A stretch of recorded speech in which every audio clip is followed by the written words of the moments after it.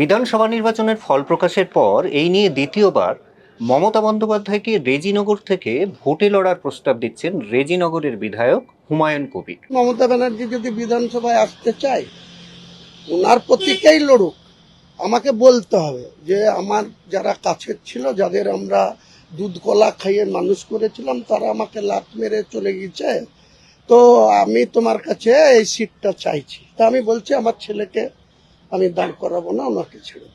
সত্যিই কি এই প্রস্তাব মানে তিনি সদর্থক রাজনৈতিকভাবে দিচ্ছেন, নাকি এর পিছনে কোনো প্রচ্ছন্ন ব্যঙ্গ লুকিয়ে আছে? এই নিয়ে আজ আমরা কথা বলবো। আমার সঙ্গে আছে আমার সহকর্মী দীপন। দীপন, তোমার কি মনে হচ্ছে হুমায়ুন কবির 5ই জুন একবার বলেছিলেন, আজও একবার বলেছেন, এই নিয়ে দ্বিতীয়বার তিনি যখন এই কথাটা বলছেন, তাহলে আমরা কি ভাববো যে এটা কি তিনি ব্যঙ্গ করে মমতা বন্দ্যোপাধ্যায়কে ডাকছেন, নাকি এর পেছনে রাজনৈতিক অঙ্ক কিছু আছে? আজকে যদি বর্তমান রাজনীতির বর্ণময় চরিত্রগুলো খুঁজি, তাহলে সেক্ষেত্রে আমরা অনেককে পাবো। সেটা ঋতব্রত বন্দ্যোপাধ্যায় আছে, সন্দীপন সাহা আছে, কিংবা ওদিকে কাকলি ঘোষ দস্তিদার হতে পারে, সুদীপ বন্দ্যোপাধ্যায় হতে পারে। কিন্তু নির্বাচন পূর্ববর্তী সময় থেকে যদি আমরা পর্যালোচনা করি, সেক্ষেত্রে কিন্তু বেশ বর্ণময় চরিত্র এই হুমায়ুন কবির। একদম।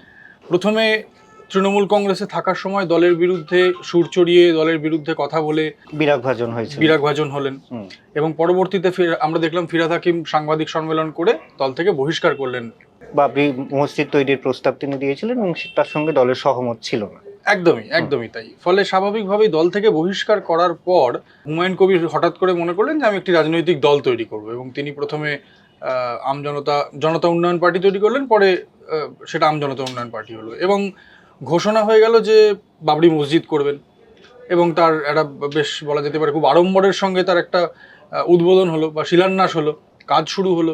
আমরা দেখেছি যে হাজার হাজার মানে মুসলিম সম্প্রদায়ের মানুষ তারা বিভিন্ন জায়গা থেকে ইট নিয়ে এসেছেন বা তাদের সামর্থ্য মতো সাহায্য নিয়ে এসেছেন। এবং সেই জায়গায় দাঁড়িয়ে আমরা দেখেছি হুমায়ুন কবির যখন নিজের দল তৈরি করলেন, তার মানে বলা যেতে পারে যে প্রত্যাশা বা যে আশা বা যে লক্ষ্যটা তিনি নিয়ে নেমেছিলেন, সেটা শুধুমাত্র কিন্তু যে বাবরি মসজিদ সেটা নয়, নিজের রাজনৈতিক একটি ভবিষ্যৎ তৈরি করাও। তিনি একাধিকবার বলেছেন 100টার কাছাকাছি সিটে আমরা জিতবো, এবং আমাকে ছাড়া সরকার হবে না। এবং তিনি কোথাও একটা গিয়ে বলেছিলেন একটা এমন সরকার হবে যেখানে তিনি একটা কিং মেকারের ভূমিকা পালন করবেন। তো সেখানে এমন একটা ফ্যাক্টর হবেন যেই সরকার করুক না কেন তার সাহায্য নিতেই হবে, এরকম একটা আত্মবিশ্বাস তার ছিল। একদম। এবং সেই লক্ষ্যেই কিন্তু দেখেছি যে একেবারে হুমায়ুন কবির হেলিকপ্টার নিয়েও প্রচার করেছেন, বিভিন্ন জায়গায় গেছেন, সভা সমিতি করেছেন, এবং আমজনতা উন্নয়ন পার্টির এমনকি ভবানীপুরের মতন জায়গায় যে high voltage seat Mamata Bandyopadhyay Suvendu অধিকারীর দৌড় দেখেছে, সেখানে পর্যন্ত আমজনতা উন্নয়ন পার্টি প্রার্থী দিয়েছে।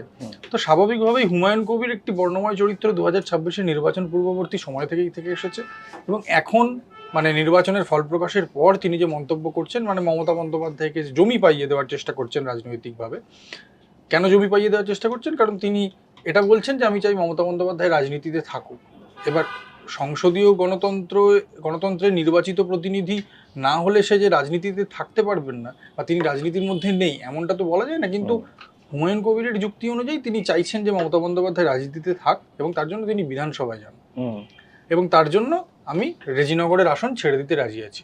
যেটা সামগ্রিকভাবে বলা যায় সেটা হচ্ছে যে হুমায়ুন কবির কিন্তু মমতা বন্দ্যোপাধ্যায়কে ব্যঙ্গাত্মকভাবে বলছেন এরকমটা নয়, কোথাও গিয়ে অঙ্গাঙ্গিভাবে হুমায়ুন কবিরের কিন্তু নিজস্ব বা তার যে আমজনতা উন্নয়ন পার্টি তার স্বার্থ জড়িয়ে রয়েছে।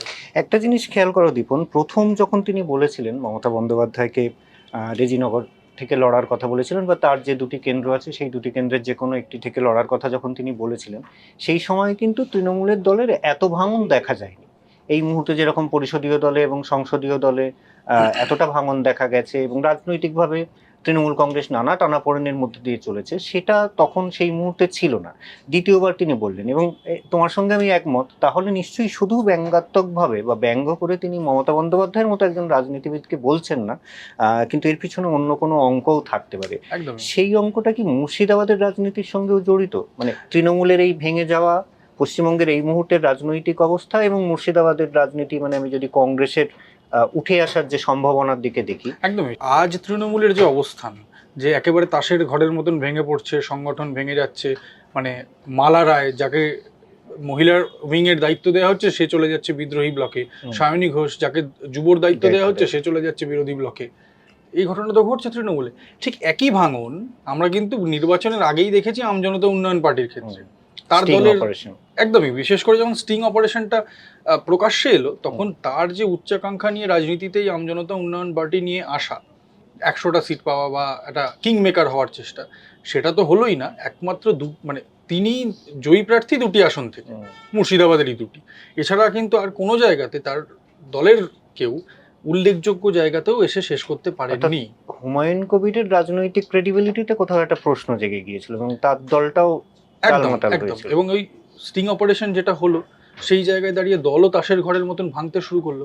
ফলে আজকে যদি তৃণমূলের সংগঠন নেই বা তৃণমূলের দল ভেঙে গেছে, এই শর্তে আমরা যদি বলতে রাজি হই, মানে এইটা যদি আমরা মানি, তাহলে কিন্তু একই শর্তে আমজনতা উন্নয়ন পার্টিরও কিন্তু সংগঠন নির্বাচনের আগে থেকেই ভেঙেছে। দলীয়ভাবে মমতা বন্দ্যোপাধ্যায়ের যা অবস্থা, সেটা কিরকম লাগে বা কিরকম হতে পারে সেটা হুমায়ুন একদম। কবির আগে থেকেই জানে। একদম। এবার হুমায়ুন কবির কোথায় রাজনীতি করেন? মুর্শিদাবাদে অধীর চৌধুরীর মতন একজন পরিপক্ক রাজনীতির লোক বসে রয়েছেন।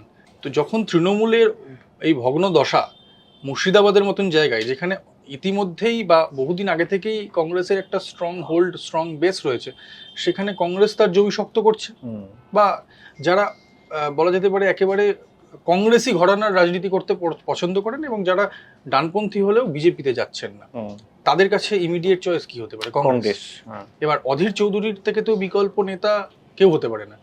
এই অধীর চৌধুরীর অ্যান্টি বা বলা যেতে পারে একেবারে সরাসরি প্রতিপক্ষ হচ্ছে হুমায়ুন কবির।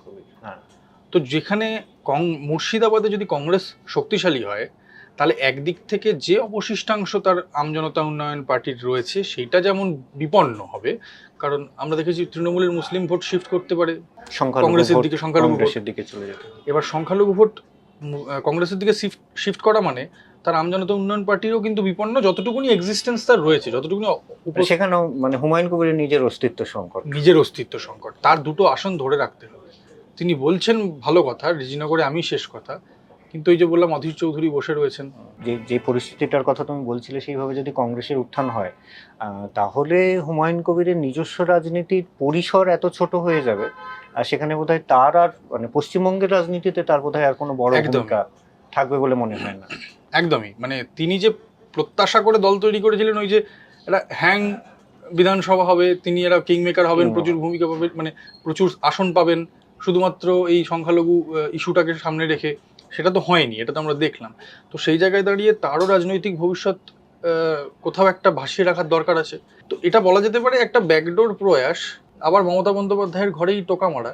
কারণ যে বিক্ষুব্ধ তৃণমূল যারা রয়েছে, সেখানে গিয়ে তার রাজনৈতিক ভবিষ্যৎ কতটা সিকিউর, নিরাপদ, সেটা তো মানে অপমৃত্যুই হবে যদি সেই দলে গিয়ে যোগ দেয় না। একদম, কারণ তাদের নিজেদেরই এখন কোনো ভবিষ্যৎ নেই। এদিকে কংগ্রেস যথেষ্ট শক্তিশালী হচ্ছে, ইনফ্যাক্ট জেলা থেকে কিন্তু নিচুতলার কর্মীরা আসছেন, যারা কংগ্রেসের ছত্রছায়ায় ফিরতে চাইছেন, যারা দীর্ঘদিন ধরে তৃণমূল করেছেন, এবং তারা হয়তো কংগ্রেসই, যেটা বললাম যে কংগ্রেসই ঘরানা থেকে বেরোতে পারবেন না। তো সেই জায়গায় দাঁড়িয়ে মুর্শিদাবাদ এবং মালদার মতন জেলার ক্ষেত্রে তো এটা অবভিয়াস যে সেই মানুষগুলো কংগ্রেসেই ফিরবে। তো হুমায়ুন কবির কোথাও গিয়ে নিজের রাজনৈতিক অস্তিত্ব বজায় রাখার জন্য তিনি ঘুরপথে মমতা বন্দ্যোপাধ্যায়ের দরজাতেই কড়া নাড়ছেন। ধরে নেওয়া যাক, হাইপোথেটিক্যালি যদি ধরে নেওয়া যাক, মমতা বন্দ্যোপাধ্যায় রেজিনগরে এলেন, প্রার্থী হলেন এবং সেখান থেকে জিতলেন, এবং কোথাও গিয়ে হুমায়ুন কবির সেই মানে বলা যেতে পারে লড়াইয়ের পরিসরটা তৈরি করে দিলেন। তার মানে আমাদের কথাবার্তায় যেটা উঠে এলো, শুধুমাত্র মমতা বন্দ্যোপাধ্যায়কে অক্সিজেন দিতে যে তিনি রেজিনগরে মমতা বন্দ্যোপাধ্যায়কে ডাকছেন তা নয়, বরং নিজেকে অক্সিজেন দিতে, নিজের রাজনৈতিক অস্তিত্ব টিকিয়ে রাখতেই সম্ভবত তিনি বারবার রেজিনগরে মমতা বন্দ্যোপাধ্যায়কে ডাকছেন, তাই তো? যে কেন্দ্রে তিনি জানেন যে কেন্দ্র থেকে সম্ভাবনা রয়েছে অন্তত। এবং রেজিনগর কোন আসন? যেখানে বাবরি মসজিদের ইস্যু রয়েছে এখনো, এবং এই প্রত্যাশাকে সামনে রেখেই তিনি আরও একবার ওই যে বললাম মমতা বন্দ্যোপাধ্যায়ের দরজায় কড়া নাড়তে চাইছেন, নিজের রাজনৈতিক ভবিষ্যৎকেও কিছুটা ভাসিয়ে রাখার জন্য। এই মুহূর্তে পশ্চিমবঙ্গের রাজ্য রাজনীতিতে পরিষদীয় এবং সংসদীয় দলে নানা রকম রাজনৈতিক সমীকরণ চলছে। আগামী দিনে আমরা হয়তো আরও সেরকম সমীকরণ দেখব। তার মধ্যে কি একটা আলাদা অঙ্ক হয়ে থাকবে হুমায়ুন কবিরের এই মমতা বন্দ্যোপাধ্যায়কে ডাক? সেদিকে আমাদের নজর থাকবে। আপনারা দেখুন আনন্দবাজার.com।